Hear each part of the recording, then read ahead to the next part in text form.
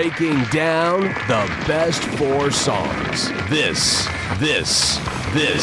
is Mount Rockmore. You shut your mouth when you're talking to me. Well, we're looking there. We got ourselves a brand new season of the old Mount Rockmore for your listening and dining pleasure. I don't even know what that means. Welcome, metal bangers, Metallica cats, and defiant metal fans of Beavis and Butthead. I am your host for this climb up season 4 of Mount Rockmore. This being episode number 401 as we pay tribute to the 4 career-defining songs of the arguably biggest metal band this spinning ball called Earth has ever seen. The one and only Metallica. And here, as we kick off 2025, we are digging deep into one half of Metallica's discography. But for our other climbs up the mountainside, just ask your Alexa or Google for some of our other Mount Rockmore ventures. Like last season, we took on the 4 career-defining songs of the Foo Fighters. And I brought my daughters on to climb the Mount Rockmore of pop-punk legends Green Day. And for those who just think it's too loud for me, I hear you.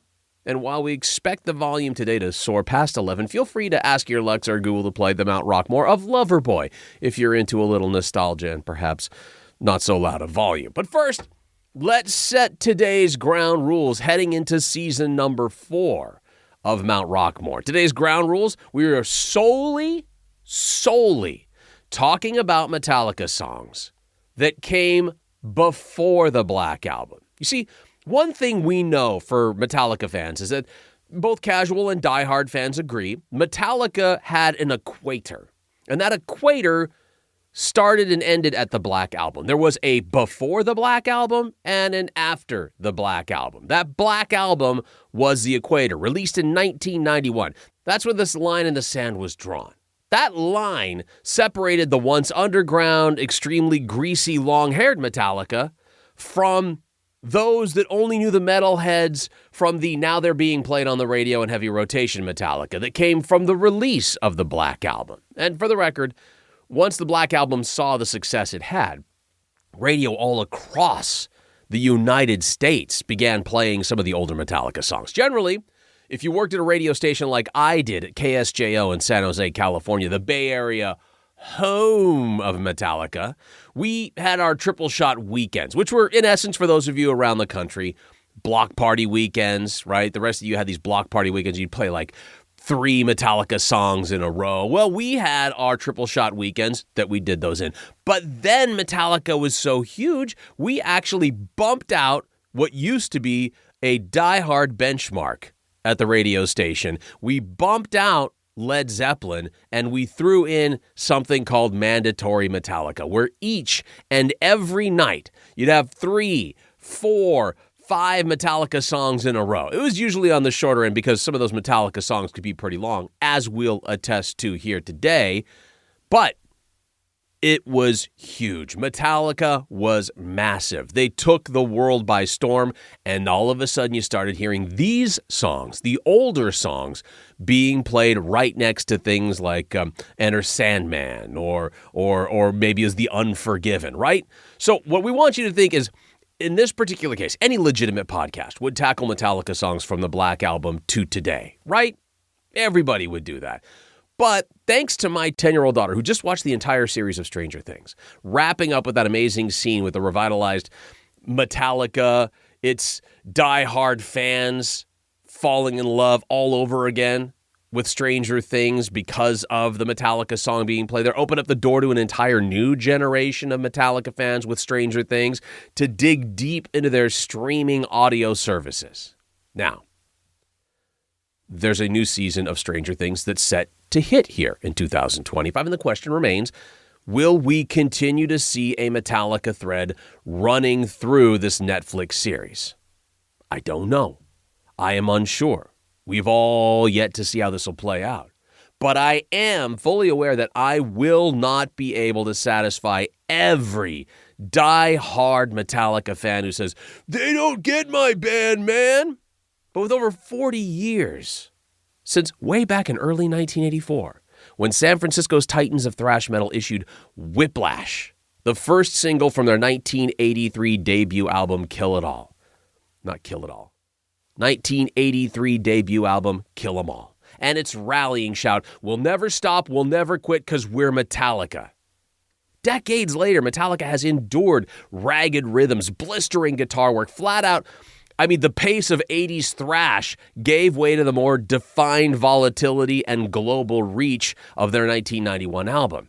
And with that kind of resume, there is absolutely zero debate. Here on Mount Rockmore, we carve 4 songs into the side of the mountain. But you deserve a play-in with that kind of resume. So, quick note about this one. Metallica, for this play-in song, never had made a music video before this. But when they relented, it turned out to be among the most harrowing things to be seen on MTV. Yeah, let's carve it, shall we? Well, not yet. This is prior to the carving. Despite its heavy-duty subject matter, One and its video helped score Metallica their first charting hit. This is One on the Mount Rockmore pre-Black Metallica edition play-in.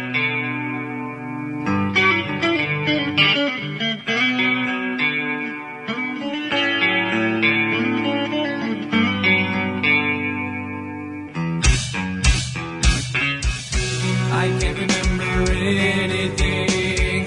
Can't tell if this is true or a dream. Deep down inside I feel the stream.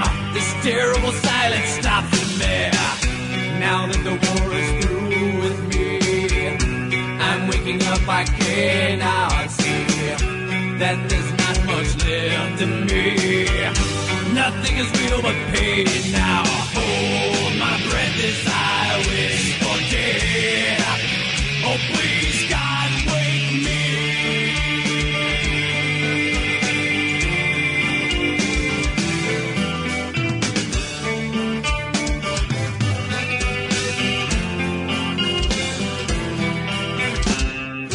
Back in the womb, it's much too real. In pumps life that I must feel, but can't look forward to reveal. Look to the time when I live, head to the truth that sticks in me. Just like a wartime novelty, tied to machines that make me be. Cut this life off from me. Hold my breath as I wish for death. Oh please God, wake me.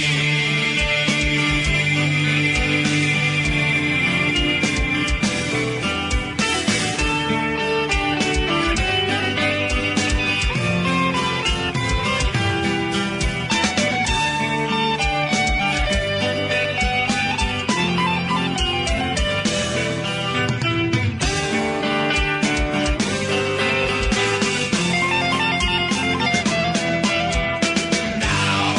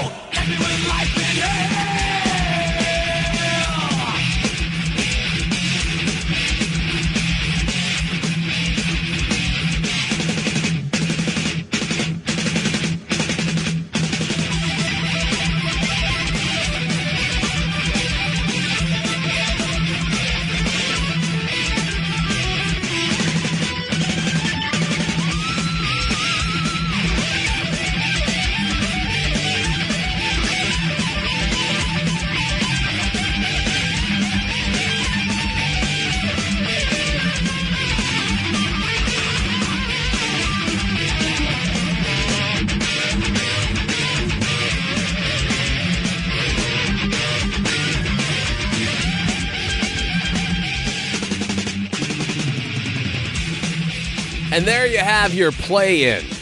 The play-in on the Mount Rockmore of Metallica before the Black Album. Now, despite performing that song in the 1989 Grammys, they lost the first metal Grammy to Jethro Tull. Yeah, I know. It sounds stunning, and it is. But then they won the following year 4-1. Now, friends, it's carve time. 4 songs pre-Black from Metallica that we are going to carve into the face of Mount Rockmore here. This song in particular is nearly a 7-minute standout from Kill 'Em All. It has been a constant in Metallica's live performance set lists since its inception, despite never officially being released as a single. Our first song on the Mount Rockmore of Metallica before the Black Album. It was the first song the band recorded in a studio. This song has frequently been performed at concerts since 1982. It was quite a while. It was a closing song. It is the 3rd most performed song in Metallica's history. And it goes, my friends, to Seek and Destroy.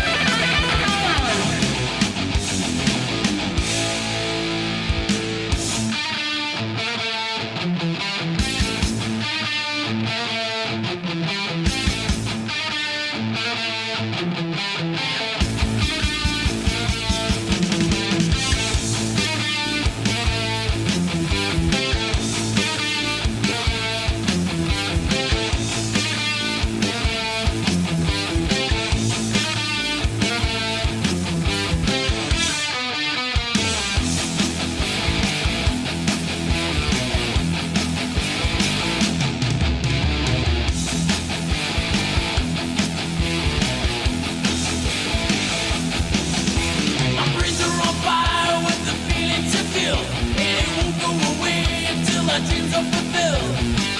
There is only one thing on our minds. Don't try running away, 'cause you're the one we will find.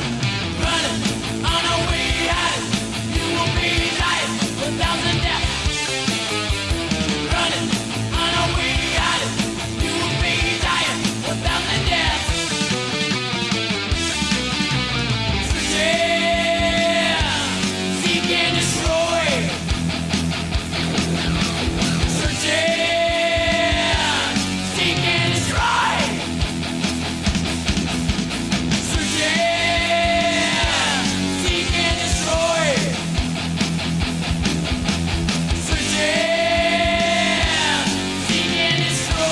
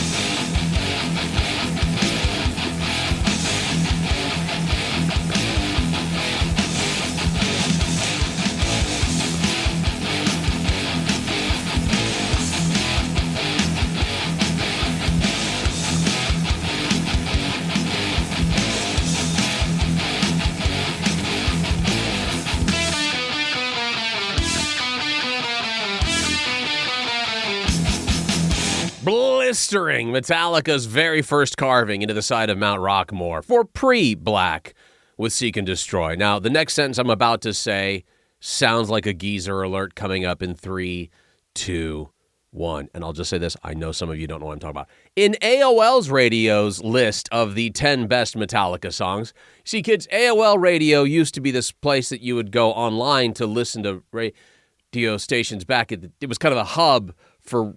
Anyways, they had the 10 best Metallica songs, and Seek and Destroy was ranked at number 4. And AllMusic's Steve Huey, I don't even know if he's alive today, chose the song as an AMG track pick from Kill 'Em All. All right? So that just gives you a little understanding of Seek and Destroy. We've got more to carve into on the way for you. Plus, the song that when Metallica saw it performed, they were blown away. That's coming up next on Mount Rockmore. Leave anything on your front lawn, under your porch, on the side of the highway where you can store all that stuff my way, down here at Jones Big-Ass Truck Rental and Car Storage. Now, I know y'all got stuff at your house that you don't need no more, you don't want. You know you ain't gonna use that printer. Why keep it all around your house? Bring it down here to my house. You ain't the Dukes of Hazzard. You know you gonna use that ugly yellow luggage. You don't need all this crap. What you gonna do with this? This is not... What it... In my yard, I don't care. I'll store this motorcycle in that van for you for $10.99 a month. You got old tires. They charge you $3 for that old tire. You can rent a truck. You can store a car. They don't care. Bring it on down here. You ain't got to put that old tire for $3. For less than that. Hell, for you, for $3 they gonna charge you. I do it down here for $1.50 down here at Jones Big-Ass Truck Rental and Storage Facility. Now, friends, you may ask yourself, how in the hell can he store this stuff for such a cheap price? Put this in a box, mark it for you, put it away, seal it. The fact of the matter is, I'm pretty drunk right now, and store it. And this is a drunk discount sale down here at Jones Big-Ass Truck Rental and Car Facility. You got an elephant, I got space. Send me smoke signals. You got weed, and I'll store anything you want. Go ahead and give me a call or find me on them internets at www.jonesbigasstruckrentalstorage.com. That's JONES Big-Ass Truck Rentals and Storage.com. This is a bus. You know how big a bus is? This is a clearly not metrosexual moment in history. Andre the Giant. A man was born in a small farm town in France on May 19th, 1946. Andre Roussimoff came out of the womb as a full-grown man. That might be a bit of an exaggeration, but by age of 18, he was indeed over 7 feet tall and weighed over 300 pounds. Soon he became one of the most intimidating fighters of our time. Eventually, he got up to 7'5", 500 pounds. If you saw him on the street today, you would be shocked. because he's no longer alive. But he was a true man. He never would have fit into girly leather pants or a fuzzy little scarf with cute patterns on it. He used scarves for tube socks and pool covers as condoms. Andre the Giant only lost matches when he felt like losing. He only talked to people he felt like talking to. And he never, ever ordered his latte with soy milk. Here's to you, Giant. You're no metrosexual. When you used the word metro, you were talking about the subway. And you were on the subway because you couldn't fit in a car. This has been Lee Camp. For more funny crap, check out leecamp.net and sharkbaby.com.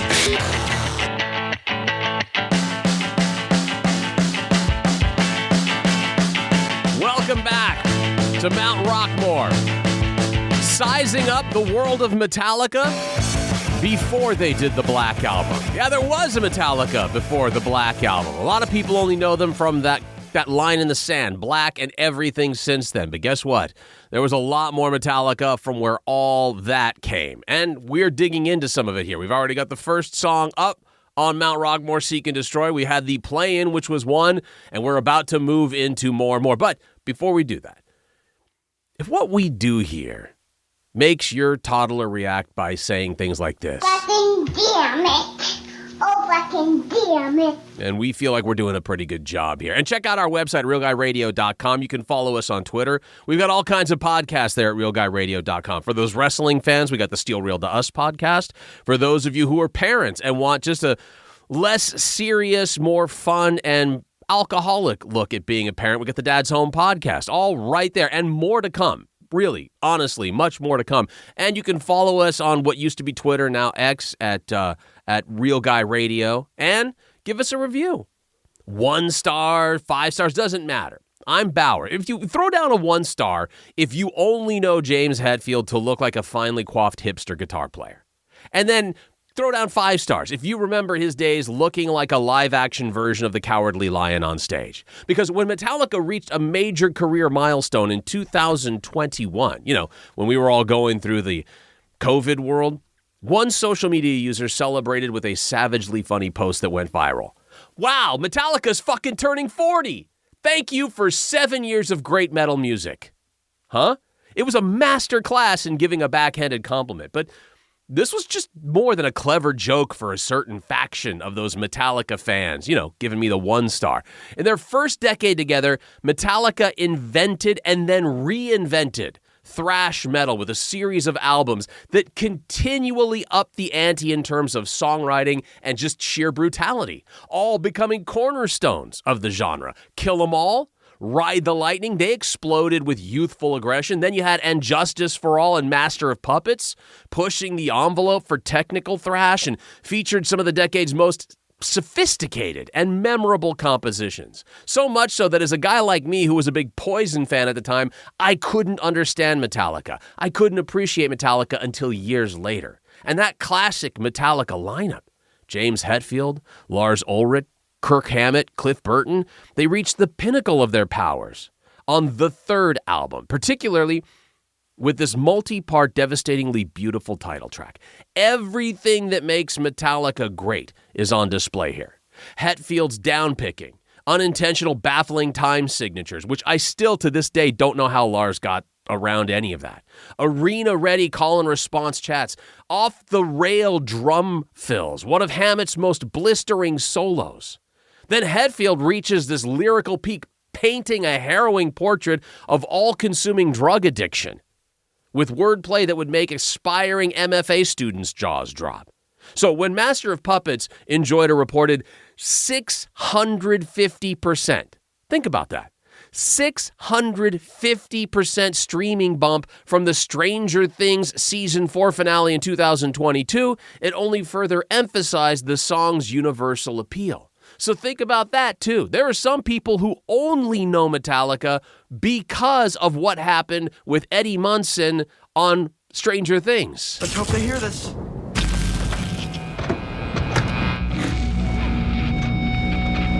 Chrissy, this is from you.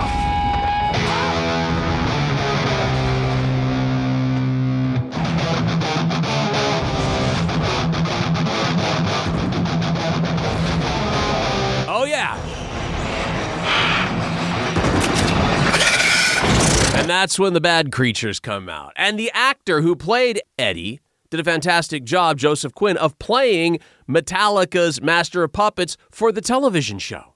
And the band themselves, according to reports, said to themselves, that's pretty goddamn amazing.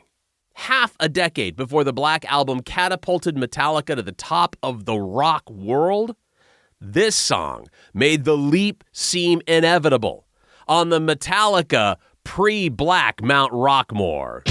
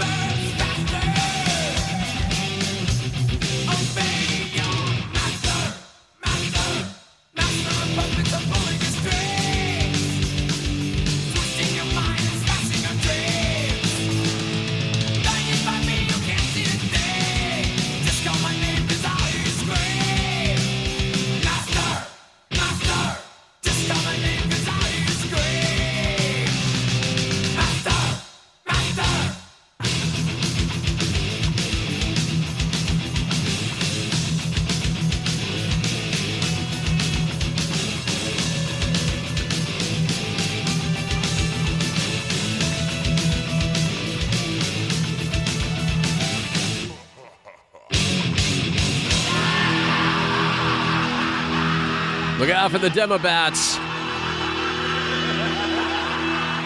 Master of Puppets, Mount Rockmore. And with that, we are now halfway through the Mount Rushmore of Metallica pre-Black songs. Only 2 songs to go. But first and foremost, time for a Metallica pre-Black Today You Learned. Today you learned. Today you learned. Today you learned Metallica's Master of Puppets, the song you just heard, was deemed culturally, historically, or aesthetically significant enough for preservation in the National Recording Registry by the United States Library of Congress in 2016. Who knew the United States Library of Congress held such metalheads? It's the first metal recording to ever be entered into the National Recording Registry. Today you learned Metallica's lawyer once sent a cease and desist letter to Metallica cover band. Metallica later said they had no idea the letter had been sent, and then offered an apology, told Rolling Stone that they had started out as a cover band themselves, adding, "Heck, we even recorded a 2-disc album of covers." So they felt bad for that cover band. And today you learned 12 years before taking their fans to court for sharing their music, Metallica released the $5.98 EP. Metallica released the $5.98 EP entitled $5.98 EP to stop their record label and music stores from overcharging fans. The record came with a sticker warning saying, "Do not pay more," a direct jab at music industry markups. You know, and then when fans wanted to exchange free music with Napster, Metallica was having none of that. And finally, in a Today You Learned personal story from me, I once threw Metallica out of my seats at a San Jose Sharks hockey game. And I still to this day hold that as a very proud moment in my life. See, I had tickets through the radio station I was working at, and we were at the Cow Palace. The very first season San Jose Sharks were playing, they didn't yet have an arena to play. They didn't have the Shark Tank in downtown San Jose, so they played at the Cow Palace in San Francisco. And we were out for the radio station promoting the Sharks at the Cow Palace and got tickets to go to the game. So I'm getting ready to go head in and watch them drop the puck and begin the hockey match. As I'm walking down to my section right off the ice, there's nobody in the section at this point. I mean, the section is empty, with the exception of one row with about 4 people in it. And as I'm starting to make my way down to where my row of seats are, I'm seeing that those 4 people are literally, out of everything in that section, sitting in my row. Not just in my row, in my seats in that row. Now, they could have sat a row back, not a problem. A row forward, not a problem. Not an issue at all. But these people are sitting in my seats, and I said to myself, you know, I'm going to say something about this, but I'm not going to say it myself because they look pretty tough and mean. There was 2 guys and 2 ladies, and I'm going to do the right thing. I'm going to get the usher working at the Cow Palace to get them out of my seats and get them to wherever their seats are. And so he, the very old man that was the usher at the Cow Palace, hears my complaint, begins walking down to that aisle, looks at my tickets, shows them my tickets, and kicks them out of my seats. Turns out, the 2 guys with the 2 girls were James Hetfield and Lars Ulrich from Metallica. They got thrown out of my seats. They were very cool about it. They were super nice about it. "Oh, sorry, my bad. We didn't think anybody was sitting here. We got the wrong row." I don't even remember what their excuse was, but they very nicely got up, said they were sorry, waved to us. Then they went a little forward and 2 or 3 rows and sat there for the San Jose Sharks hockey game. So the only story personally that I have, aside from seeing Metallica countless times, is that I got to throw them out of my seats at the San Jose Sharks hockey game at the Cow Palace. And that is a Metallica pre-Black Today You Learned. Today you learned. Today you learned. Now, who says metalheads are stupid and that they only know sex, drugs, and rock and roll? I can't imagine. Who says they can't be fans of literature? And perhaps more so, even write a song about a literary work of art. In fact, song number 3 on the Mount Rushmore of Metallica pre-Black. Oh yeah, it's got some literary roots, my friends. It's number 3, For Whom the Bell Tolls, on Mount Rockmore.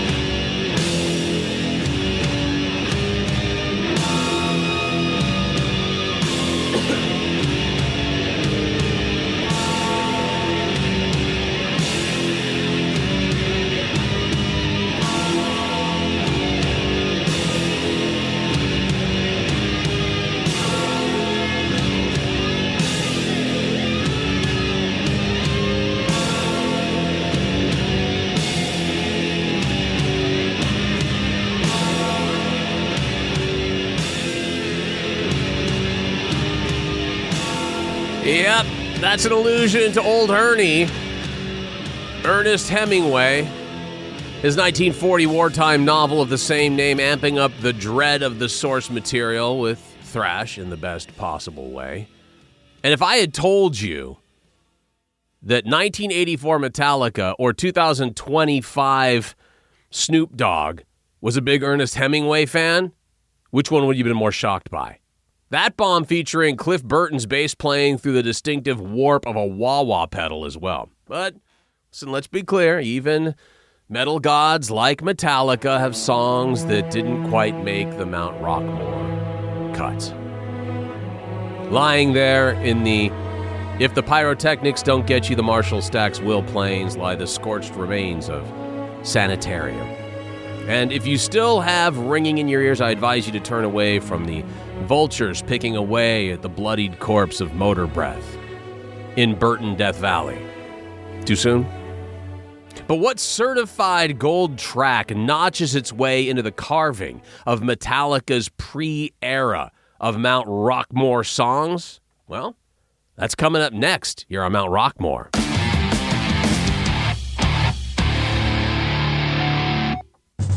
It's the Onion Radio News. An okay-looking guy meets a kind of pretty girl. This is Doyle Redland reporting. Tulsa, Oklahoma resident Ron Stelson is thrilled to be dating kind of pretty girl Jill Cook. The okay-looking computer programmer made the announcement earlier today. Who would have thought that a guy like me, somebody balding a bit on top, but in pretty good shape for a short guy, at least, but would ever be going out with someone like Tina, a thin but kind of shapeless brunette with a nice smile and a decent complexion. Close friends of Ron and Tina say that together they make an almost cute couple. Doyle Redland for the Onion Radio News, online at theonion.com.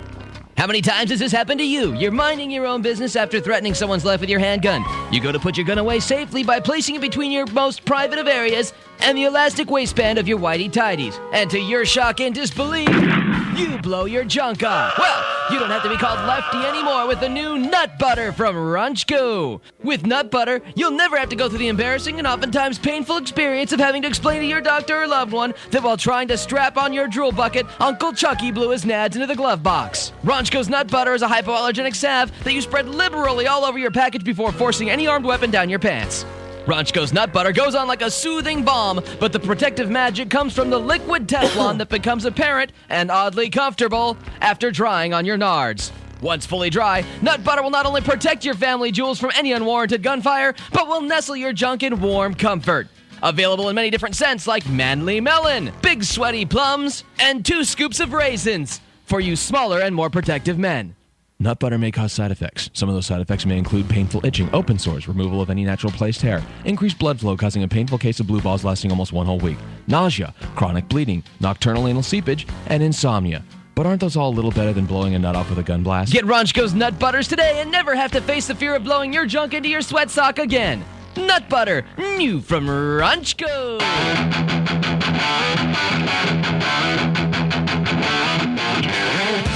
Welcome back to the final track on the Mount Rushmore of Metallica pre-Black songs.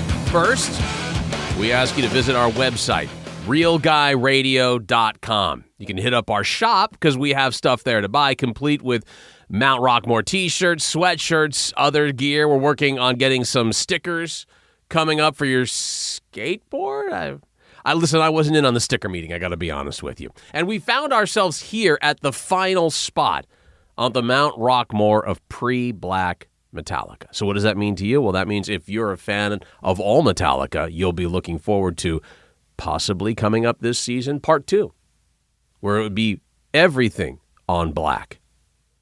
And then maybe even part 3, everything post-black. Because black, for Metallica, the Black Album, is what was the line in the sand.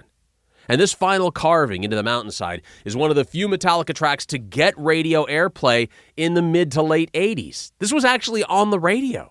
It's the band's first power ballad released as the first promotional single from their second studio album, Ride the Lightning, back in 1984. The song was ranked as having the 24th, had to carry the 24th best guitar solo ever by Guitar World readers. Yeah, that was They used to have magazines. Kids, if you didn't know about AOL radio, you may not have known about magazines. They had the Guitar World magazine. Point is, this solo right up there. Fade to Black, the final song on the Mount Rockmore of Metallica, pre-Black.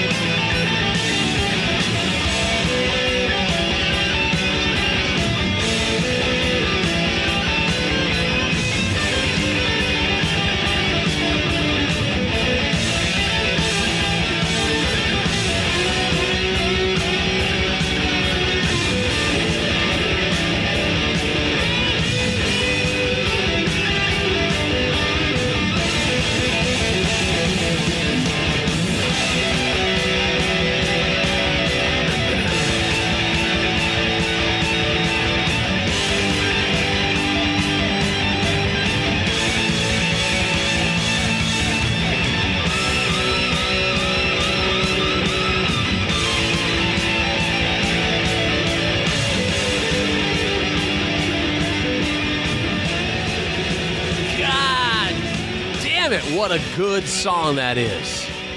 Yeah, that was once considered a power ballad on the radio. So, take that, White Lion. Take that, Winger. Take that, Great White. Because since 1984, Fade to Black has always been a fixture in Metallica's live performances. It was also the last song that Metallica performed live with former bassist Jason Newsted before he left the band, which occurred at the VH1 Music Awards on November 30th in the year 2000, some 25 years ago. It was one of his favorite Metallica songs, Jason Newsted. And while on the Guns N' Roses Metallica Stadium Tour on August 8th of 1992, James Hetfield accidentally stepped into the path of one of the chemical flames that had been rigged to shoot from the lip of the stage while playing Fade to Black. The problem there is, while his guitar protected him from the full force of the blast, the fire engulfed most of his left side, burning his hand, both arms, eyebrows, face, and hair. He suffered second and third degree burns, but he was back on stage 17 days later, although his guitar duties were delegated to former guitar tech and Metal Church guitarist John Marshall for 4 weeks while he made the full recovery. So, I couldn't be seen in public after I lost a bet in fantasy football and shaved one of my eyebrows off. What's that smell? Oh, is that you hating my picks? Okay, makes sense. Do you think you could do better? Why don't you tweet me at Mount Rockmore and let me know? I may need you to help me co-host and crowd surf into some upcoming Rockmores. And if you knew that Fade to Black was the last song to be played on the Los Angeles rock radio station KNEC, which went off the air in February, the day after Valentine's Day, February 15th, 1995, then all you got to do is just tell your fellow Met Club members, because I guess that's the fan club for Metallica, Met Club members. You can tell your fellow Met Club members that you will now subscribe to Mount Rockmore, and we'll be here for your 45th high school, can you believe that? 45th high school reunion road trip. Until then, happy Mount Rockmore. I'm Bauer. See ya.